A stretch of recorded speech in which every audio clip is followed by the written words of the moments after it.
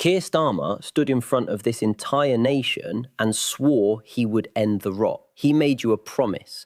What he didn't tell you is that while he was making that promise, Birmingham was hemorrhaging £760 million of your money. Croydon had already gone bankrupt 3 times. Bradford's leadership was signing off contracts to their own people behind closed doors. Tower Hamlets was caught rigging votes and handing out public funds like a personal ATM. And Starmer knew every single detail was sitting in government files before he even unpacked his bags in Downing Street. Tonight, I'm going to name every council, every contract, every corrupt decision. And then I'm going to show you exactly why the most powerful man in British politics has chosen to protect the people who stole from you instead of prosecuting them. Stay with me, because what comes next will make you question everything. Birmingham City Council, the largest local authority in Europe, declared effectively bankrupt in 2023 with a financial black hole of over £760 million. £760 million.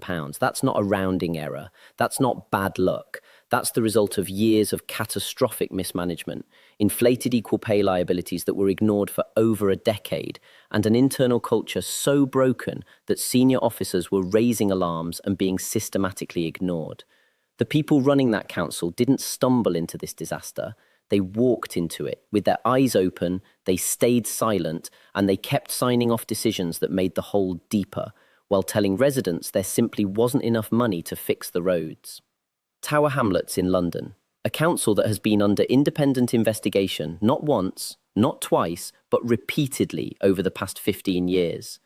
In 2014, independent commissioners appointed by the government found evidence of vote rigging, intimidation, and the illegal use of public funds for political campaigning. The council leader at the time was found to have made unlawful grants of public money to organisations with no proper tendering process, millions of pounds, distributed to groups with direct political connections to the leadership, bypassing every financial safeguard that existed. And what happened? A slap on the wrist, a brief period of government oversight, and then business as usual.